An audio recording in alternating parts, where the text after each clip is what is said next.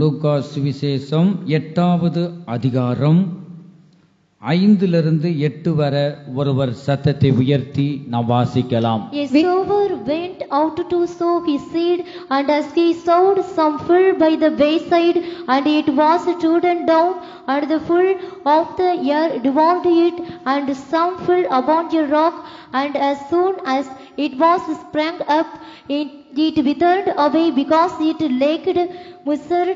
And some fell among thorns, and the thorns sprang up with it, and choked it.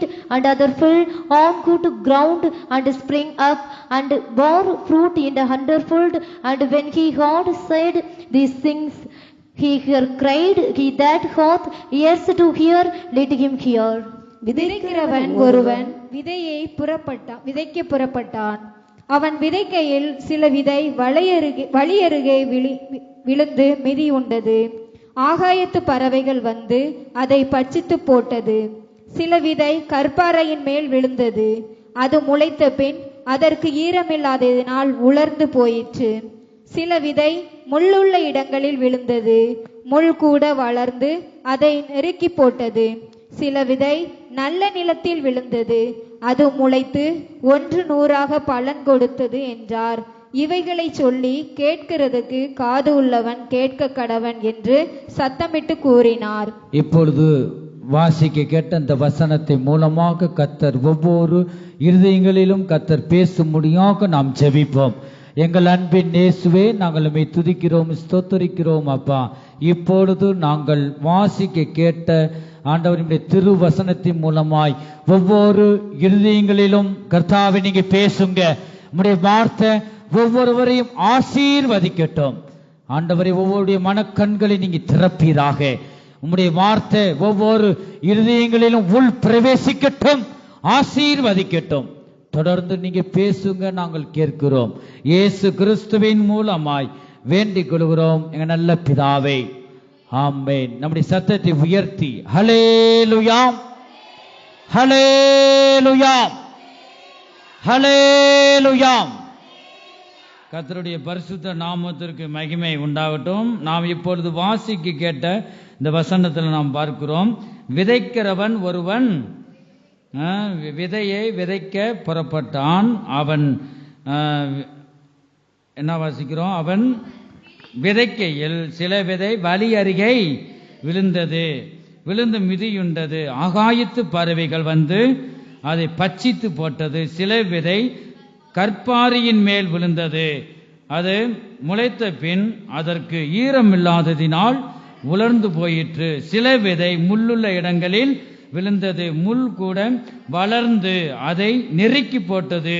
சில விதை நல்ல நிலத்தில் விழுந்தது. அது முளைத்து 100 பலன் கொடுத்தது என்றார். இவைகளை சொல்லி கேட்கிறதுக்கு காதுள்ளவன் கேட்க கடவன் என்று இயேசு கிறிஸ்து சொல்லுவதை நாம் பார்க்கிறோம். இந்த கால வேளையிலும் கூட கர்த்தர் நம்மோடு அவருடைய வார்த்தையின் மூலமாக அவர் பேசுகிறார். நம்முடைய இருதயம் எப்படிப்பட்டதாக இருக்கிறது? இந்த வசனத்தில் பார்க்கிறோம், 4 வித நிலங்களை பற்றி வாசிக்க கேட்டோம். ஒன்று பாருங்க, வழி அருகே உள்ள நிலம். 2வது கற்பாறையில் உள்ள நிலம். 3வது முள்ளுள்ள இடங்களில் உள்ள நிலம். அடுத்து 4வது நல்ல நிலம். 4 நிலம். ஒன்று என்னது? வழி அருகே உள்ள நிலம். 2வது கற்பாறையில் உள்ள நிலம். 3வது முள்ளுள்ள இடங்கள். 4வது நல்ல நிலம். நாம் எங்க தான் விதைக்கப்பட வேண்டும்?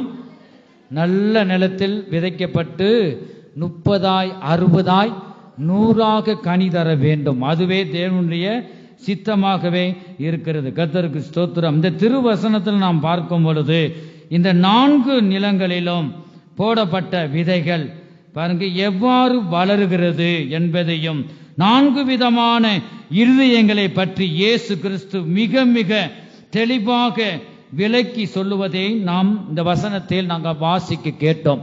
கர்த்தருடைய பரிசுத்த நாமத்திற்கு மகிமை உண்டாகட்டும். 4 வித இருதயத்தை பற்றி நாம் பார்க்கிறோம். ஆகவே நாம் எங்கதான் நம்ம விதைக்கப்பட வேண்டும்? நல்ல நிலத்தில் விதைக்கப்பட்டவர்களாக நாம் காணப்பட வேண்டும். கர்த்தருக்கு ஸ்தோத்திரம். விதை என்பது எதை குறிக்கிறது? வசனம். பாருங்க, தேவனுடைய வசனத்தை குறிக்கிறது. லூக்கா சுவிசேஷம் 8வது அதிகாரம் 11வது வசனத்துல நாம் பார்க்கிறோம். Now the parable is this, the seed is the word of God. அந்த ஊமையின் கருத்தாவது விதை தேவனுடைய வசனம். இந்த இடத்துல நாம் பார்க்கிறோம். பாருங்க, விதை தேவனுடைய வசனத்தை குறிக்கிறதை நாம் பார்க்கிறோம். தேவனுடைய ஒவ்வொரு வார்த்தையினாலும் பிழைப்பான் என்று கர்த்தர் சொல்லுவதை நாம் பார்க்கிறோம். முதலாவது நாம் பார்க்க போகிறோம். மொத்தம் 4. ஒன்று என்ன பார்த்தோம்? வழியருகே விதைக்கப்பட்ட நிலம். 2வது கற்பாறையில் உள்ள நிலம், முள்ளுள்ள நிலம். 4வது நல்ல நிலம். முதலாவது வழியருகே விதைக்கப்பட்ட நிலத்தை பற்றி நாம் பார்க்கிறோம். வழியருகே உள்ள நிலத்தை பற்றி நாம் வாசிக்கிறோம். லூக்கா சுவிசேஷம் 8வது அதிகாரம் 12வது வசனத்தை ஒருவர் வாசிப்போம். Those by the wayside are they that hear, then commit the 12, and take it away the word out of their heart, lest they should believe and be saved. வழி அருகே விதைக்கப்பட்டவர்கள் வசனத்தை கேட்கிறவர்களாய் இருக்கிறார்கள். அவர்கள் வழி அருகே விதைக்கப்பட்டவங்க எப்படியா? வசனத்தை கேட்கிறவர்களாய் கேட்கிறாங்க. வசனம் உள்ள போன இருதயத்துல ஏதோ ஆண்டவர் காது தந்திருக்கிறார், செவிகள்ல கேட்கிறாங்க. அது வழி அருகே விதைக்கப்பட்டவருடைய இருதயம் நல்லா கவனிக்கணும். நாம் எந்த நிலத்துல விதைக்கப்பட்டிருக்கோம் சொல்லிட்டு நாமே இந்த திருவசனத்துக்கு முன்பாக நம்மை ஆராய்ந்து பார்க்க வேண்டியது இந்த கால வேளையில நமக்கு மிகவும் அவசியமா இருக்கிறது. வழி அருகே விதைக்கப்பட்டவர்கள் வசனத்தை கேட்கிறவர்களாய் இருக்கிறார்கள். அவர்கள் விசுவாசித்து ரட்சிக்கப்படாதபடிக்கு பிசாசானவன் வந்து அவ்வசனத்தை அவர்கள் இருதயத்திலிருந்து எடுத்து போடுகிறான். பிசாசானவன் வருகிறான். பாருங்க, வசனத்தை அவர் இருதயத்திலிருந்து எங்க இருந்து எடுத்து போடுறானா? இருதயத்திலிருந்து எடுத்து போடுகிறான். இவர்கள் தான் வழி அருகே விதைக்கப்பட்டவர்களாக இருக்கிறாங்க. தேவனுடைய வசனம் ஒரு மனிதனுக்குள்ள இருந்தால் மாத்திரமே அவன் உயர்த்தப்படுவான். தேவன் அந்த குடும்பங்களை கர்த்தர் உயர்த்துவார். வேற எது இருந்தாலும் ஆண்டவர் உயர்த்த மாட்டார். தேவனுடைய வசனம், அவர் வார்த்தையாய் இருக்கிறார், தேவன் வார்த்தையாய் இருக்கிறார் என்று யோவான் சுவிசேஷம் 1வது அதிகாரத்துல நாம் வாசிக்கிறோம். ஆகவே வழி அருகே விதைக்கப்பட்டவங்க வசனத்தை கேட்கிறாங்க. ஆனா பாருங்க, இந்த கேட்கிறாங்க, ஆனா இருதயத்துல இருக்கக்கூடாதபடி பிசாசானவன் வந்து அதை எடுத்து போடுகிறான் என்று நாம் பார்க்கிறோம். வழியில் நடக்கிற அந்த பாதை அது இருகலாக இருக்குமா? பாருங்க, அவங்க அந்த இருதயத்தின் வசனமே தங்காதவங்களை நினைச்சு பாருங்க. இருதயம் கடினமா இருக்கும். ஒருத்தருக்கு உதவி செய்ய மாட்டாங்க. எல்லா விஷயத்திலுமே கடினமா இருகலாக இருக்கும். இந்த வழி அருகே பாருங்க, ஜனங்க இந்த வழி அருகே நடக்கிறவங்களை பாருங்க, இந்த வழியே புல்லு முளைக்காது. பாருங்க, இந்த மனுஷனுடைய கால் பட்டு விஷம், இந்த விஷம் பட்டு என்னதான் செய்யுது? முளைக்காது.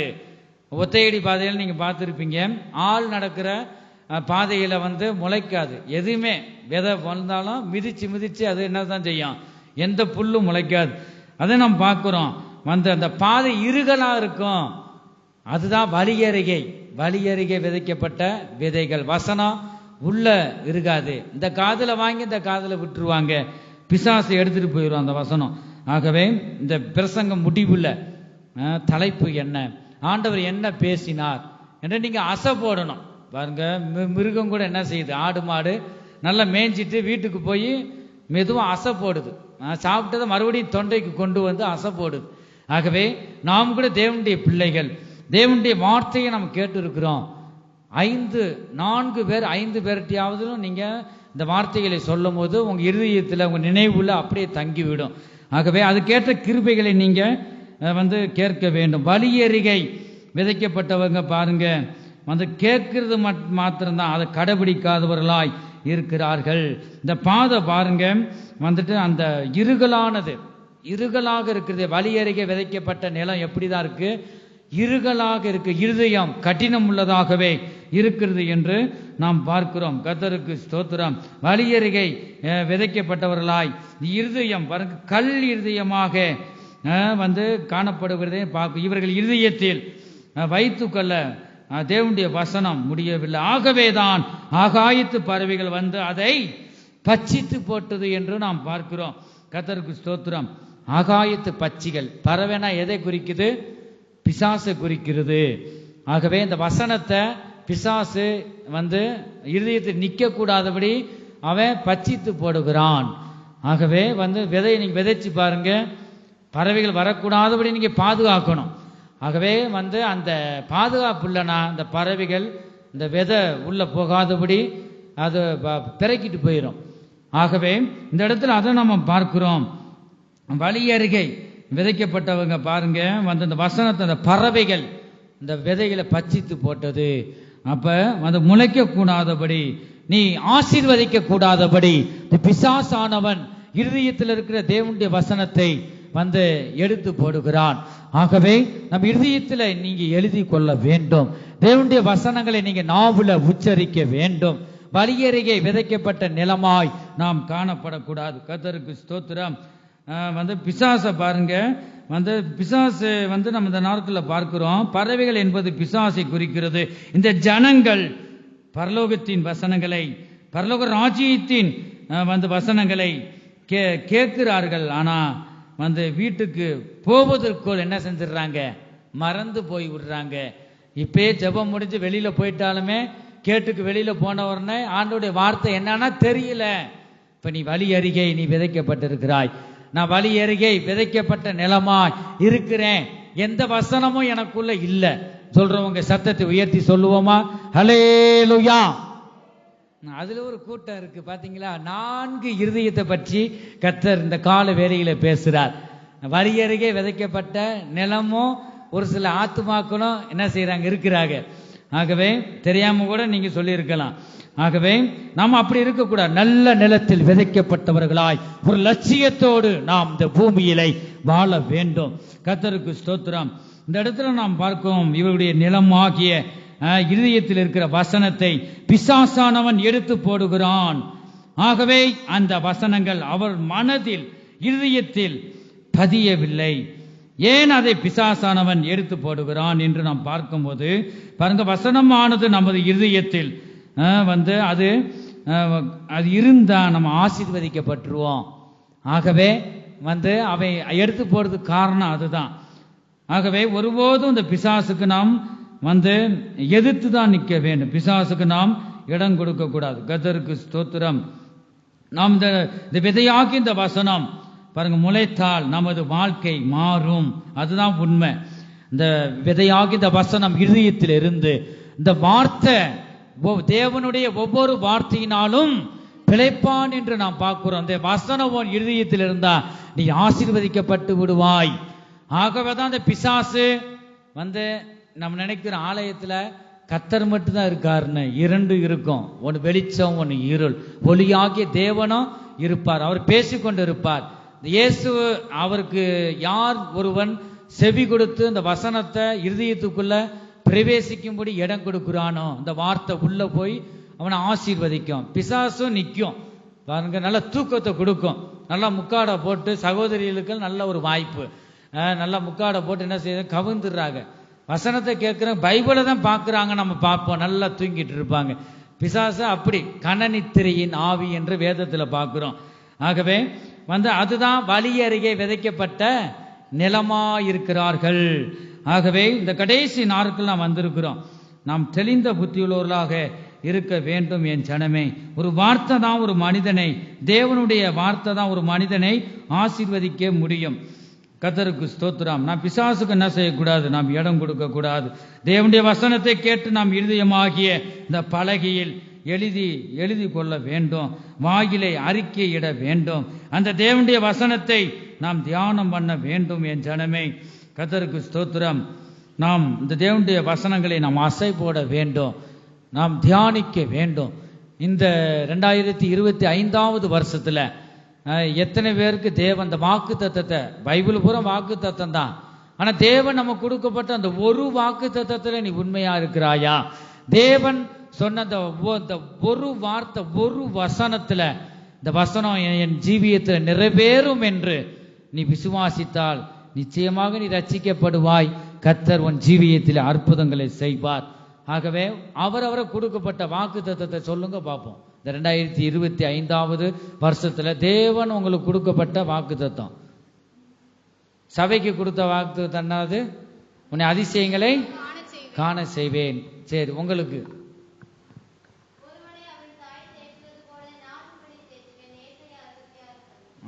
உங்களுக்கு என் ஆவியை ஊற்றுவேன். பாத்தீங்களா, அருமையான வசனம். சுகவாழ்வு, இந்த சுகவாழ்வு மட்டும் இருதயத்தில் இருக்கு, பரவாயில்ல. ஆனா சிலுவையேசு இருதயத்தில் ஏதோ ஒரு வார்த்தை, ஆண்டோடைய வார்த்தை இருக்கே பாருங்க, சுத்தமா தெரியாம இருக்க கூடாது. சொல்லுங்க அடுத்து.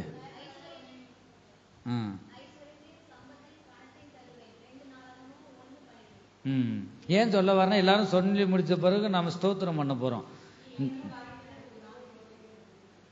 காரியத்தை நடப்பி, அது இந்த வருஷம் வாக்குத்தத்தம். உங்களுக்கு உங்க வாக்குத்தத்தம் பூரா நான் மனசுல எழுதி வச்சிருக்கேன். பாஸ்டருக்கு தெரியலன்னு மாத்தி ஏதாவது சாக்கு போக்கு சொல்லி மாத்திரக்கூடாது வந்துட்டு. அதனால நீங்க எச்சரிக்கையா சொல்லுங்க, இந்த வருஷத்துல கொடுக்கப்பட்ட வசனம். மரிய செல்வம் சொல்ல போறீங்களோ? பாக்குற மாதிரி இருக்கு. அடுத்து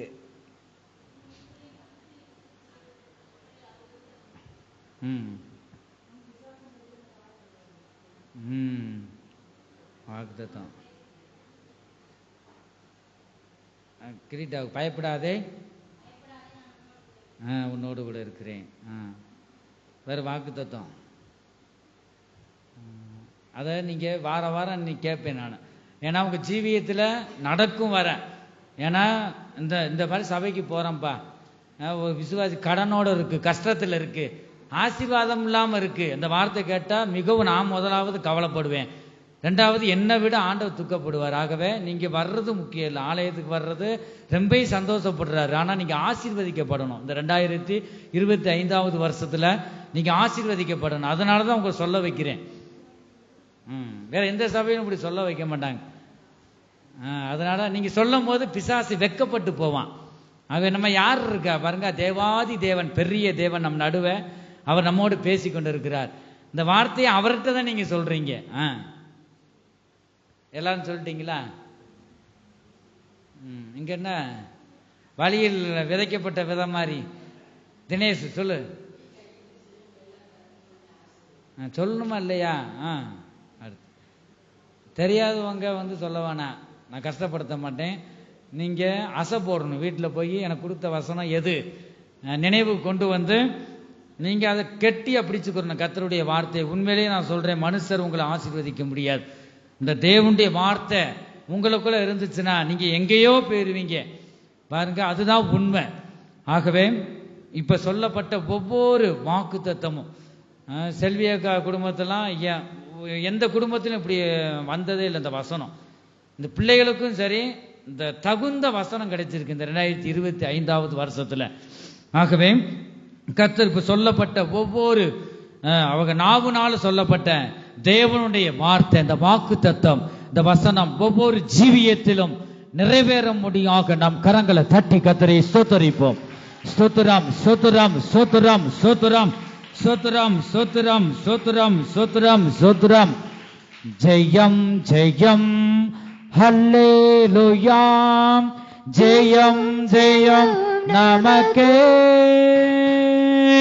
ஜெயம் ஜெயம் ஹல்லேலூயா, ஜெயம் ஜெயம் நமக்கே, ஜெயம் ஜெயம் ஹல்லேலூயா, ஜெயம் ஜெயம் நமக்கே, ஜெயம் ஜெயம் ஹல்லேலூயா, ஜெயம் ஜெயம் நமக்கே. ஹல்லேலூயா. பாருங்க, இந்த இடத்துல நாம் பார்க்கிறோம் வழியருகே விதைக்கப்பட்ட ஜனங்கள், இவருடைய ஜீவியத்தை பார்த்தா பரிதாபமா இருக்கு. அதுதான் ரொம்ப கவலையா ஆண்டவர் கவலைப்படுறார், துக்கப்படுகிறார். ஆகவே வழியருகே விதைக்கப்பட்ட நிலமாய் ஒருபோதும் இருக்கக்கூடாது. கர்த்தருக்கு ஸ்தோத்திரம். ஏதோ கடமைக்கு இந்த வழியருகே விதைக்கப்பட்ட ஜனங்கள் 4 வித ஜனங்களை பற்றி நாம் பார்த்தோம். 4 வித இருதயம் உடையவர்களுடைய நிலங்களை பற்றி நாம் பார்க்கிறோம். இந்த பாருங்க, வழியருகே விதைக்கப்பட்டவர்கள் ஏதோ கடமைக்கு வருகிற ஜனங்களாய் இருக்கிறாங்க. கர்த்தருக்கு ஸ்தோத்திரம். நிலத்தில் விழுந்த விதையாகிய இந்த வசனத்தை பாருங்க பிடித்து கொண்டு இந்த திருவசனத்தை வளரும்படி அவங்க செய்ய இந்த பக்குவப்படுத்தக்கூடாதபடி இந்த ஜனங்கள் இருக்கிறாங்க. வழியருகே விதைக்கப்பட்ட அந்த நிலம் உடையவர்கள், அந்த இருதயம் உடையவர்கள். ஆகவே தேவனுடைய வார்த்தை கெட்டியாக நாம் பிடித்து கொள்ள வேண்டும். கர்த்தருக்கு ஸ்தோத்திரம். நாம் பார்க்கிறோம், நாம் வாசிக்கிறோம் எஸ்ரா 7வது அதிகாரம். எஸ்ரா பழைய ஏற்பாடு எஸ்ரா 7வது அதிகாரம் 10வது வசனத்தை வாசிக்கும் பொழுது, சீக்கிரம் எடுத்து வாசிப்போம். எஸ்ரா 7வது அதிகாரம். கர்த்தருடைய வேதத்தை ஆராயவும் அதன்படி செய்யவும் இஸ்ரவேலின் கட்டளைகளையும் நீதி நியாயங்களையும் உபதேசிக்கவும் எஸ்ரா தன் இருதயத்தை பக்குவப்படுத்தி இருந்தான். ஹல்லேலூயா. எஸ்ரா பாருங்க கர்த்தருடைய வேதத்தை ஆராயவும். எத்தனை பேர் நீங்க ஆராய்ஞ்சீங்க? ஆராயவும் இஸ்ரவேலை கட்டளைகள் எல்லாரையும் என்னதான் செஞ்சாராம்? கர்த்தருடைய வேதத்தை ஆராயவும் அதின்படி செய்யவும் இஸ்ரவேலை கட்டளைகளையும் நீதி நியாயங்களையும் உபதேசிக்கவும் எஸ்ரா தன் இருதயத்தை என்னதான் செஞ்சாரு? பக்குவப்படுத்தி இருந்தான். எத்தனை பேர் பக்குவம் அடைகிறோம்? நூறுது மாரி பார்த்தா சங்கீத பகுதியில் அங்கேயே வீடுகளிலே தியானிச்சுட்டு ஒரு பக்குவம் அடைஞ்சுதான் அங்க வாசிக்கிறோம். நாம் நினைக்கிறோம், சும்மா சாதாரணமா அல்ல. ஆகவே அதுக்கு ஒரு பக்குவம் நமக்கு வேண்டும்.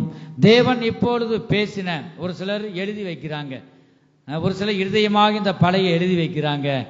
அந்த வசனங்களை பாருங்க, நம்ம இருதயத்துல நீங்க என்னதான் செய்யணும்? அசை போட வேண்டும். அந்த வசனம் உங்களுக்குள்ள இருக்கும்போது இந்த வார்த்தை கிரியை செய்யும், உங்களை ஆசீர்வதிக்கும், உங்களை பக்குவப்படுத்தணுங்க. கர்த்தருடைய வசனங்கள் ஒருத்தர் சொல்லணும்னு சொன்னாலுமே நான் பக்குவம் அடைய வேண்டியது மிகவும் அவசியம்.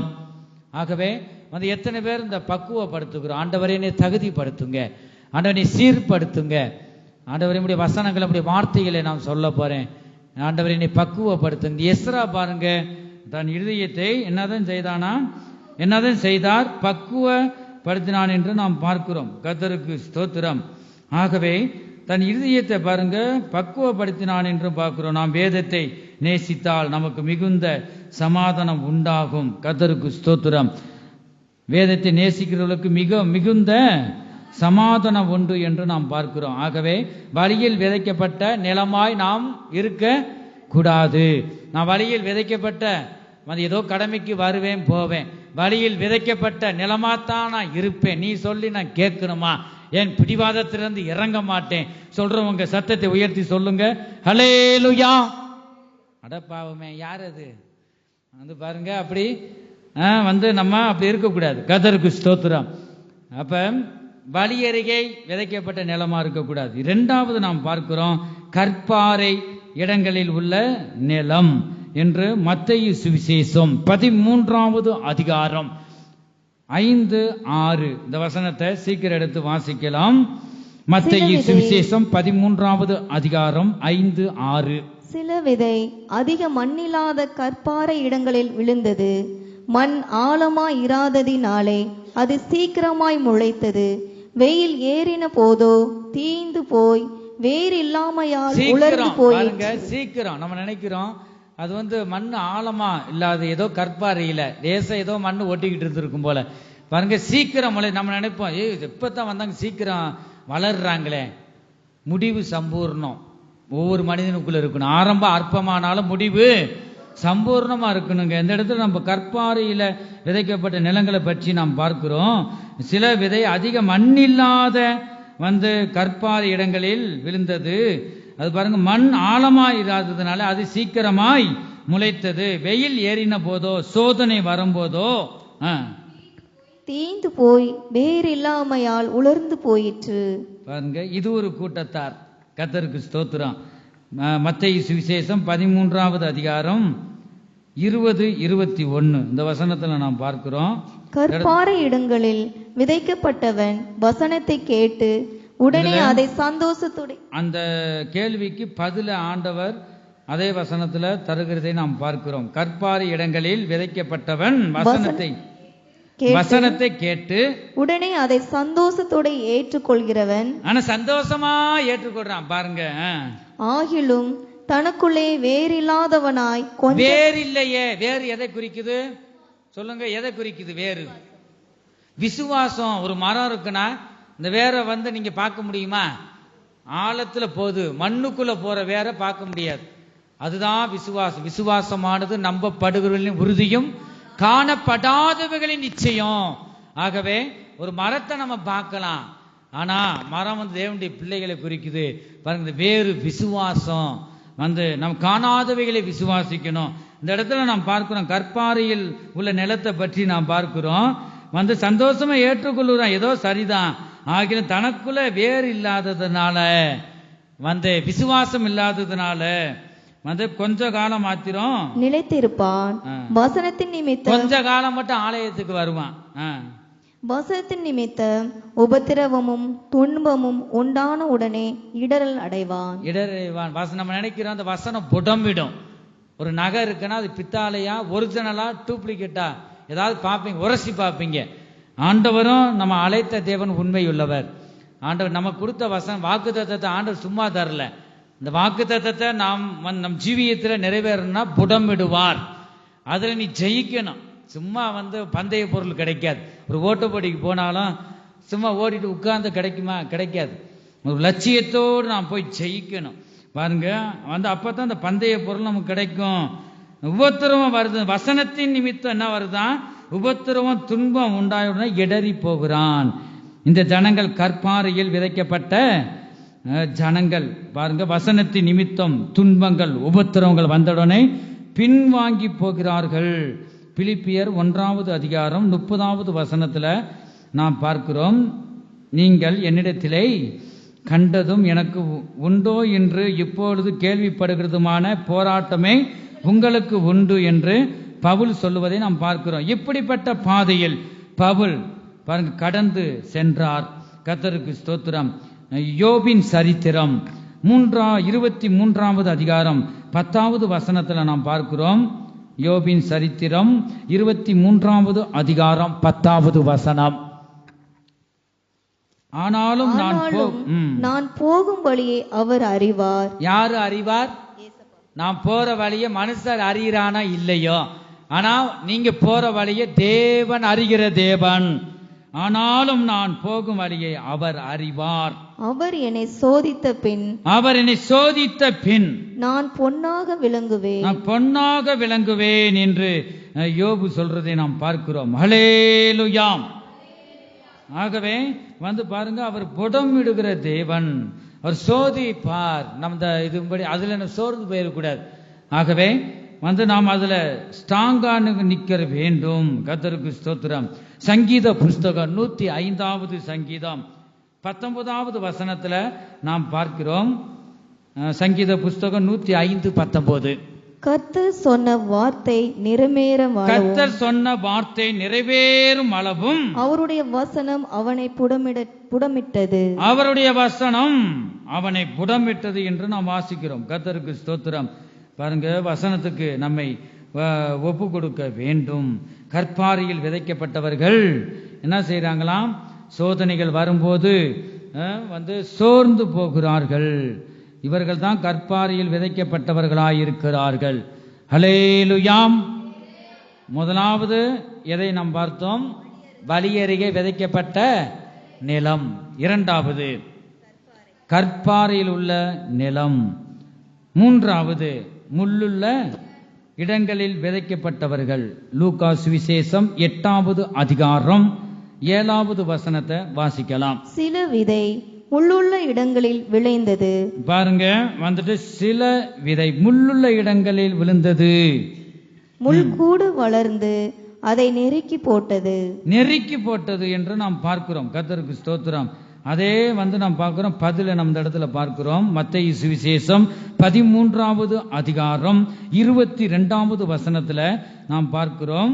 முள்ளுள்ள இடங்களில் விதைக்கப்பட்டவன் வசனத்தை கேட்கிறவனாய் இருந்தும் நம்ம ஆரம்பத்திலிருந்து நீங்க பாருங்க, வழியருகே விதைக்கப்பட்ட, கற்பாறை விதைக்கப்பட்ட வசனத்தை ஏனோ கேட்கிறாங்க.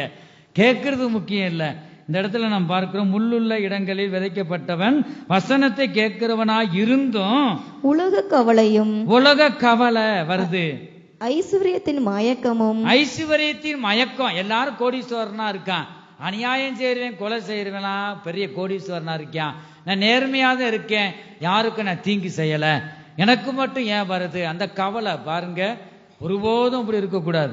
இந்த இடத்துல அதான் பார்க்கிறோம், முள்ளுள்ள இடங்களை விதைக்கப்பட்டவன் என்னதான் செய்யறான், வசனத்தை கேட்கிறவனா இருக்கிறான். கேட்கறது முக்கியம் இல்ல, போதிக்கிறது முக்கியம் இல்ல, அதன்படி செய்கிறவன் தான் பாருங்க, கை கொண்டு அதுல நடக்கிறவன் தான் உத்தமனாய் இருக்கிறான்.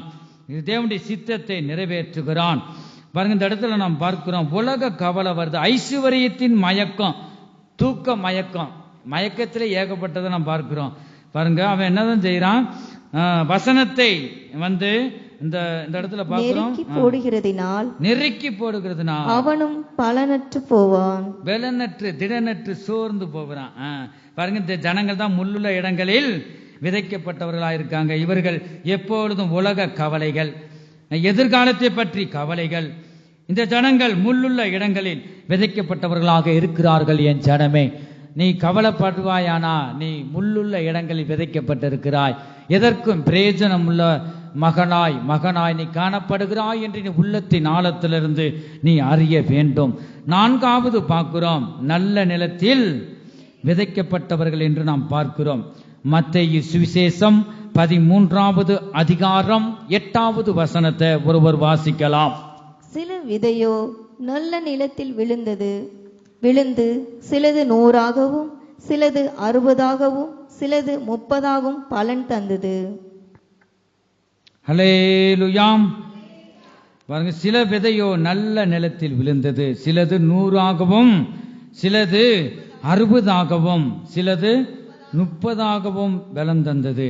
ஆகவே பெரியசாயம்புரத்தில் கூட பாருங்க, அந்த கொய்யா மரம் ஒரு கனியும் இல்லை. ஜெபம் பண்ண சொன்னாங்க. அப்பதான் நான் நினைச்சேன், என்னடா எதுக்காக நம்ம ஜெபிக்கிறது, சரி அது ஒரு உயிர் உள்ளதுதான், கனி இல்லை. அப்பதான் சொன்னேன், பாரு கனி இல்லை ஆண்டவரே, கனிகள் இந்த செடிகளிலும் இருக்கணும், அந்த குடும்பத்தில் இருக்கிற ஒவ்வொரு ஜீவியத்திலும் கனிகள் இருக்கணும். அதை பார்த்தேன், ஒரு அடையாளமா தெரிஞ்சு. அதுல என்னதான் இல்லை, கனி இல்லை. இப்ப அங்க குடும்பத்தில் இருக்கிற ஒவ்வொருவருக்கும் என்னதான் இல்லை, கனி இல்லை. ஆண்டவர் வெளிப்படுத்தினார். பாருங்க, ஜெபம் பண்ண செடிக்கு தான், கொய்யா செடிக்கு ஜெபம் பண்ணிட்டு வந்தோம். ரெட்டை பழம் கொத்து கொத்தா இருக்கு பாருங்க. ஆண்டவர் உதவி செஞ்சார். இந்த கனி கொடுத்த பிறகுதான் அந்த குடும்பத்தில் இருக்கிற ஒவ்வொருவரும் ஆத்ம ஆதாயம் செய்யறாங்க, கனி தராங்க. கனி கூடாத மரமெல்லாம் வெட்டுண்டு அக்கினியிலே போடப்படும். தேவனுக்கு நாம் ஒரு பிரயோஜனம் உள்ளவர்களாய் இந்த பூமியில காணப்பட வேண்டும். பிரயோஜனமே இல்லைன்னா பாருங்க, நம்ம அந்த அக்கினியிலே போட்டு விடுவார். இந்த பூமியில நாம் பிறந்த ஒரு லட்சியம் உண்டு. இந்த பூமியில எப்படி வாழ்றோன்னு முக்கியம் இல்ல, ஒழுக்கமான வழியில இயேசுவை நாம் பின்பற்றோமா, அவருடைய வழியிலே நாம் செல்றோமா, நல்லதே நாம் சிந்திக்கிறோமா, மற்றவர்களுக்கு நாம் நன்மை செய்கிறோமா, மற்றவர்களை நாம சமாதானம் செய்கிறோமா, சமாதானத்துடன் வாழ்கிறோமா, அதுதான் முக்கியம். கர்த்தருடைய பரிசுத்த நாமத்திற்கு மகிமை உண்டாகட்டும். கனி கொடுக்கிறவர்களாகவே நாம் காணப்பட வேண்டும். பாருங்க, சிலது 100ஆகவும் 60ஆகவும் 30ஆகவும் கனி தந்தது என்று நாம் பார்க்கிறோம். லூக்கா சுவிசேஷம் 8வது அதிகாரம் 15வது வசனத்துல நாம் பார்க்கிறோம், நல்ல நிலத்தில் விதைக்கப்பட்டவர்கள் வசனத்தை கேட்டு, நல்ல நிலத்தில் விதைக்கப்பட்டவர்கள் வசனத்தை கேட்டு அதை உண்மையும் நன்மையுமான இருதயத்திலே காத்து. நீங்க நல்லா கேளுங்க, 4 வித இருதயத்தை பற்றி நாம் பார்க்கிறோம். வசனத்தை கேட்டு கேட்டு இந்த 4 கூட்டத்தார் வசனத்தை கேட்கிறாங்க. சின்ன பிள்ளை கூட கேட்கத்தான் செய்யும். அப்ப பாருங்க, இந்த வசனத்தை தொடர்ந்து நீங்க வாசிக்கும் போது 4 கூட்டத்தாரும் என்னதான் செய்யறாங்களே, எதைதான் கேட்கிறாங்க, வசனத்தை கேட்கிறாங்க. நல்ல நிலத்தில் விதைக்கப்பட்டவர்களும் வசனத்தை கேட்டு அதை உண்மையும் மிகவும் அவசியம், உண்மையும் நன்மையுமான இருதயத்திலே நன்மையுமான, நீ நன்மை செய்யற இருதயமா இருக்கணும். நன்மையுமான இருதயத்திலே காத்து காத்து காத்து கொள்ளணும். பொறுமையுடனே பலன் கொடுக்கிறவளாய் இருக்கிறார். பொறுமையுடனே பலன் கொடுக்கிறவர்களா இருக்கிறாங்க. ஆகவே பொறுமை நமக்கு மிகவும் அவசியமாக இருக்குது. விதை போட்ட உடனே முளைக்கும் நம்ம எதிர்பார்க்க கூடாது. ஆகவே நம்ம பொறுமையா இருக்கிற ஆண்டவர் புடம் விடுவார். நீ ஒரிஜினலா தற்காப்புக்கு விடுதலைக்காக நீ வந்திருக்கிறாயா? புடம் விடுவார். உண்மையான ஒரு இருதயம் உனக்குள்ள இருக்கிறதா? மற்றவர்களுக்கு நீ உதவி செய்கிற மகளாய் மகனாக நீ இருக்கிறாயா? பாருங்க, நன்மை செய்கிறவனாய் இருக்கிறாயா? இயேசுவின் வழியில ஒருவன் செல்லுகிறான் என்றால் பாருங்க, நன்மை செய்யணும். இயேசு கிறிஸ்து கிராமந்தோறும் பட்டணந்தோறும் நன்மை செய்கிறவராய் சுற்றி திரிந்தார். கிரியை இல்லாத விசுவாசம் செத்தது என்று நாம் பார்க்கிறோங்க. ஆகவே நாம் நன்மை, ஒரு குடும்பம் கஷ்டப்படும் பொழுது அவர்களுக்காக ஜெபத்தின் மூலமாக நீ உதவி செய்யணும். உனக்கு கர்த்தர் ஆசீர்வதிச்சிருந்தா அதை நீ கொடுத்து என்னதான் செய்யணும்? நீ உதவி செய், நன்மை செய்யணும். ஆண்டவர் அதை தான் சொல்லியிருக்கிறார். ஆகவே எத்தனை பேர் அப்படிப்பட்ட நல்ல இருதயம் இருக்கிறதா? நீ வழி அருகே விதைக்கப்பட்ட நிலமா இருந்தா உன் இருதயம் கடினப்படுத்துவ, உதவி செய்கிறது கடினப்படுத்துவாய். நான் கடந்த நாட்கள்ல பார்த்தோம், காகங்களை கவனித்து பாருங்கள். இந்த காகம் அது இனத்துல என்னதான் செத்துட்டாலும், ஒரு காகம் இறந்தாலும் கூகி எல்லாம் என்ன கூட்டி சேர்த்துரும் கூட்டமா. பாருங்க, அதுக்கு இருக்கிற அந்த அறிவு மனுஷர்களுக்கு இந்த நாட்கள்ல இல்லாததை நாம் பார்க்கிறோம். அது மாதிரி உணவு வச்சாலும் அது தானாவே சாப்பிடாது. எல்லா காகங்களையும் கான்னு கூப்பிட்டு என்னதான் செய்யும்? கூட்டி பாருங்க சாப்பிடுமா. 24 குணங்கள் இந்த காகங்களுக்கு இருக்கு. அதான் இயேசு கிறிஸ்து சும்மா சொல்லல. மத்தேயு சுவிசேஷத்திலும் நாம் பார்க்கிறோம், லூக்கா சுவிசேஷத்திலையும் பார்க்கிறோம். காகங்களை கவனித்து பாருங்கள். இதை பார்த்தாவது என்ன செய்ய, நீ அறிவட நீ பக்குவம் ஆகு சொல்லிட்டு ஆண்டவர் சொல்றார். ஆகவே கிரியை இல்லாத விசுவாசம் செத்தது. நீ நல்லா சாப்பிட்டு வேத வசனத்தில் இப்படி பார்க்கிறோம், திருப்தியாக இரு. நீ நாவுல சொன்னா போதாது, நீ உணவு கொடுத்து அவங்க கஷ்டங்களை, உனக்கு பலன் எவ்வளவு இருக்கோ, திராணி எவ்வளவு இருக்கோ அதை கொடுத்து இந்த கஷ்டங்களை நீக்கி அவங்க முகத்தை கொஞ்சம் நோக்கி பார், இந்த சந்தோஷத்தை பார். உன் பிள்ளைகள் நல்லா இருக்கும் பாருங்க, உன் குடும்பம் சந்தோஷமாக இருக்கும். நீ கொடுத்தது இங்க இல்ல, இங்கேயும் ஆண்டவர் தருவார். பரலோக ராஜ்யத்துல இந்த பிரதிபலன் இருக்கும். நம்ம செத்தும் கூட அங்க ஒரு நாள் போவோம். என்னைக்கு இருந்தோம் 70, பலத்தின் மிகுதியினால 80 என்று நாம் பார்க்கிறோம். என்னைக்காவது 100 வயசோ 150 வருஷமோ அங்க போகணும். அங்க பார்க்கும் போது உனக்கு கூரை வீடு பரலோகத்தில் இருக்கக்கூடாது, மாளிகை இருக்கணும். நீ நற்கிரியை செய்கிறவனாய் இந்த பூமியில காணப்பட வேண்டும். இருந்தோம் நன்மை செய்ய அறிந்திருந்தோம், அதை செய்யாம போனா உனக்கு என்னதான் உண்டாகும்? பாவம் என்று வேதம் சொல்லுது. ஆகவே திராணி இருக்கும்போது கர்த்தர் தொடர்ந்து இந்த வசனத்தின் மூலமா பேசுகிறார். ஆகவே கஷ்டப்படுறவர்களுக்கு நீங்க என்னதான் செய்யணும்? நன்மை செய்யுங்க. உனக்கு உண்டானதுல என்னதான் செய்ய, பிச்சை கொடு. பாருங்க, அப்படி நீ கொடுப்பாய, கொடுங்கள், அப்பொழுது உங்களுக்கு கொடுக்கப்படும். நீங்க மனசுல நல்லா வச்சுக்குங்க. நாங்க வசதியா இருக்கும்போது, எங்க அம்மா அப்பா இருக்கிற வரைக்கும் நல்லா இருந்தோம். அந்த எங்க அம்மா அப்பா மரிச்ச பிறகு அவங்க உண்மையா இருந்தாங்க, கர்த்தர் ஆசீர்வதிச்சார். பிள்ளைகளாகிய நாங்க தேவனுடைய ஆவிக்குரிய பகுதியில என்னன்னா ஒரு ஜெபத்திலும் வேதவாசியும் குறைவுள்ளவர்களா இருந்தோம். அதனால பாருங்க, எப்படிப்பட்ட கோடீஸ்வரனும் கீழே வர வாய்ப்பு இருக்கு. ஒரு ஏழைகளை பணக்காரன் ஆக்குவோம், ஐஸ்வர்யமான ஏழை ஆக்கவும் கர்த்தருடைய கரத்தில் இருக்கு. ஆகவே நீங்க மனதுல வைத்துக் கொள்ளணும். அப்ப நல்லா இருக்கும்போது எவ்வளவோ நாங்க உதவி செஞ்சோம். இந்த உதவி செஞ்சவங்களாம் ஒரு நாள் வேற எதுவும் இல்லை, இப்போ கோடீஸ்வரனா இருந்தோம், கடை வச்சிருந்தோம். அப்படி கோடீஸ்வரனா இருந்துட்டு மல்லிகை கடை, காய்கறி கடை வச்சிருந்தோம். பார்த்து பரிதாபமா என்னை கெட்டி பிடிச்சு அழுகுறாங்க, தேம்பி தேம்பி அழுகுறாங்க. நான் பயந்துட்டேன் என்னன்னு பாருங்க. நான் பக்குவப்படுத்திட்டேன், காலத்துக்கு தக்கன நம்மளும் மாறிக்கிறணும். ஆண்டவர் உயர்த்தவும் யோபு பாருங்க, ஆண்டவர் ஆசீர்வதிச்சாரு. அது எல்லாம் பிள்ளைகளையும் கூட சேர்த்து எடுத்துட்டாரு. ஆனா மறுபடியும் கொடுத்தாரா இல்லையா? ரெட்டிப்பாக ஆண்டவர் தந்தார். ஆகவே கவலைப்பட்டாங்க, நான் கவலைப்படல. பாருங்க, உயர்வும் உண்டு தாழ்வும் உண்டு, எனக்கு தாழ்ந்திருக்கவும் தெரியும் பவுல் சொல்றார். பாருங்க அப்படி நம்ம இருதயத்தை என்ன செய்யணும்? பக்குவப்படுத்த வேண்டும். ஆகவே அந்த நாட்களில் நாங்கள் செய்தோம், உதவி செய்தோம். உதவி செய்யும் போது அவங்க என்ன செஞ்சாங்க? நான் கஷ்டப்படும் போது அவங்க செஞ்சாங்க. அது நான் எனக்கு சந்தோஷம். அது எனக்கு தூசி மாதிரி தான் அந்த நாட்களில் வசதியாக இருக்கும்போது. ஆனால் அவங்க செய்யும் போது சின்ன அமௌண்ட்டாக இருந்தாலும் எனக்குள்ள ஒரு சந்தோஷம். யோன்னு கஷ்டத்தில் இருக்கும்போது உதவி செய்கிறாங்களே, அதான் வசனம் சும்மா இல்லை. கொடுங்கள் அப்பொழுது உங்களுக்கு கொடுக்கப்படும். சிறியோரில் எவர்களுக்கு நீங்க செய்றீங்களோ அதையே எனக்கு செய்றீங்கன்னு சொல்றாரு ஆண்டவர். ஆகவே நல்ல வசதியானவர்களுக்கு நீங்க செஞ்சா அதுக்கு ஒரு பிரயோஜனமும் இல்லை. கூரை வீடு கூட உனக்கு கிடைக்காது பரலோகத்துல. ஆகவே கஷ்டப்படுறாங்க, நம்ம கண்ணுனால நம்ம பார்க்கிறோம். அவர்களுக்கு நீங்க உதவி செய்யத்தான் வேண்டும். அப்படி நீங்க உதவி செய்யலைன்னா வழி அருகே விதைக்கப்பட்ட பாருங்க இந்த அந்த நிலமாக இருக்கிறோம் என்று அர்த்தம். இந்த இருதயம் கல்லாக இருக்கிறது என்று அர்த்தம். ஆகவே ஒரு சிலர் கூட நாம் பார்க்கிறோம் இறக்கப்பட்டு அவங்க பலனுக்கு தக்கன உதவி செய்கிறதை நாம் பார்க்கிறோம். ஆகவே ஒவ்வொருவரும் நம்ம சபைன்னு சொல்றது கூடுக. பாருங்க, எங்க இயேசுவின் நாமத்தில் கூடுறோமோ அது சபை. ஆகவே குடும்பமாக நாம் நம்ம குடும்பத்தில் யாருக்காகிலும் ஒருவர்னா நீங்க பார்த்துக்கிட்டு இருப்பீங்களா? இருக்க மாட்டீங்க. அது மாதிரி நம்ம சபைகளில் அதுக்கு தான் கூடி வாரோம். யாரோ வரன் இல்லை, நம்ம பிள்ளைகள் சபைக்கு வருகிற எல்லாருமே நான் ஒருவருக்கொரு நீங்க விசாரிக்கணும். இந்த நீங்க பவுலை பார்த்தீங்கன்னா அவர் என்ன சொல்றாரு? ஒருவருக்கொருவர் வாழ்த்துங்கள். இந்த வேதத்துல அப்போஸ்தலராகிய பவுல் பேர் சொல்லி வாழ்த்துவார். அது மாதிரியே நம்ம என்ன செய்யணும்? விசாரிக்கணும். ஒருவர் கண் முன்னாடி கஷ்டப்படுறாருன்னா அவங்களுக்கு உதவி செய்யணும். இயேசு கிறிஸ்து அப்படிதான் செஞ்சார். நல்ல நிலத்தில் பாருங்க, நல்ல விதையோ அந்த இடத்துல நம்ம பார்க்கிறோம். நல்ல நிலத்தில் விதைக்கப்பட்டவர்கள் வசனத்தை கேட்கிறாங்க, அதை உண்மையும் நன்மையுமான இருதயத்தில் காத்து பொறுமையுடனே பலன் கொடுக்கிறாங்க. ஒரு சிலர் பொறுமை இல்லாதவர் வாய்க்கு வந்ததை உளரக்கூடாது. ஆகவே நீ பொறுமையோடு இருக்கணும். கர்த்தர் நம்மை பூமிக்குரிய ஆசீர்வாதம் இருக்கு, பரலோகத்துக்குரிய ஆசீர்வாதம் இருக்கு.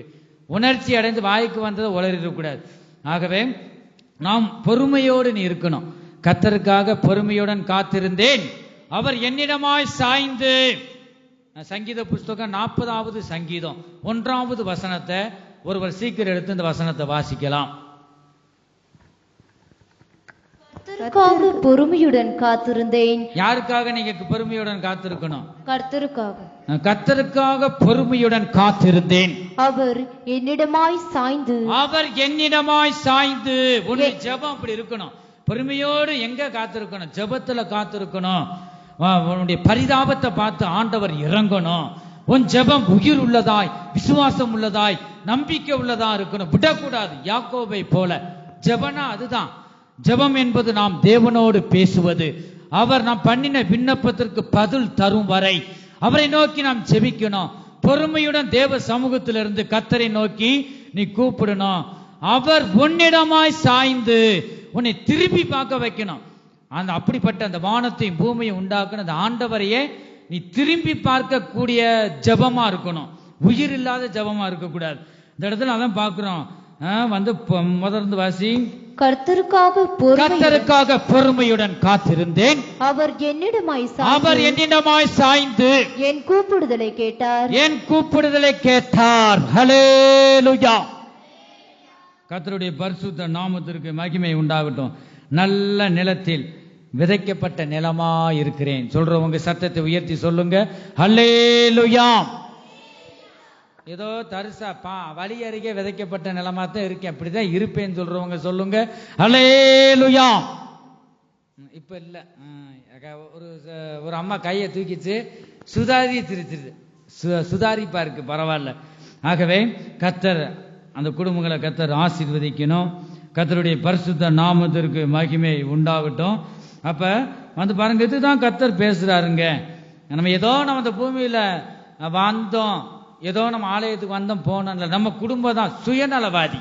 பாருங்க, ஒரு சிலர் நீங்க அனைவரும் பார்த்துருப்பீங்க, நம்ம குடும்பம் தான், வேற யாரும் வரக்கூடாது, நம்ம குடும்பம் மட்டும்தான், நம்ம பிள்ளைய மட்டும்தான் நல்லா இருக்கணும். அதெல்லாம் யாரா? வேதம் சொல்லுது சுயநலவாதிகள்.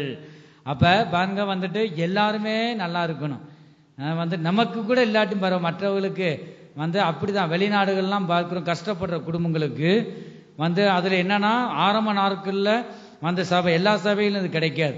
பாருங்க, 2-3 வேளை சாப்பாடு, 2 வேளை சாப்பிட்டு 1 வேளை சாப்பாட்டு காசை சேர்த்து வச்சுதான் ஏழைகளுக்கு அனுப்புறாங்க.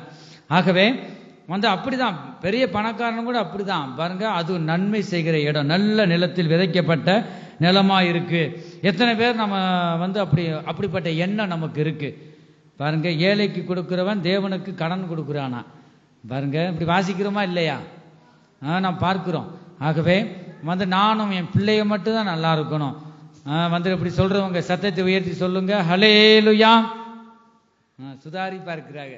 ஆகவே நம்ம எல்லாருமே நல்லா இருக்கணுங்க. நீ எதை விதைக்கிறாயோ அதையே அறுப்பாய் பாருங்க. கடந்த நாட்கள்லாம் ஊழியத்தில் பார்க்கும்போது வாரம் வாரம் சாப்பாடே போடக்கூடாது. நீங்க போட்டீங்கன்னா இப்ப சபை பெரிய சபை, ஒரு 120 சபைக்கு மேல இருக்கும், அங்க பெரிய ஸ்தாபனம். ஆண்டவர் எனக்கு என்ன சொல்றதோ அதை தான் செய்வேன்.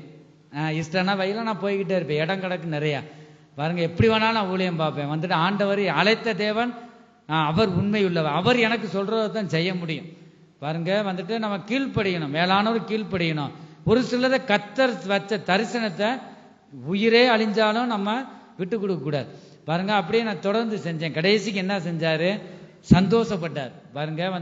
ஆமா, அது வேதத்தில் சொல்லப்பட்டிருக்கே, ஆகாரம் உண்டாகும்படி பாருங்க. தசம பாகம்லாம் எங்க தான் சேர்க்கணும்?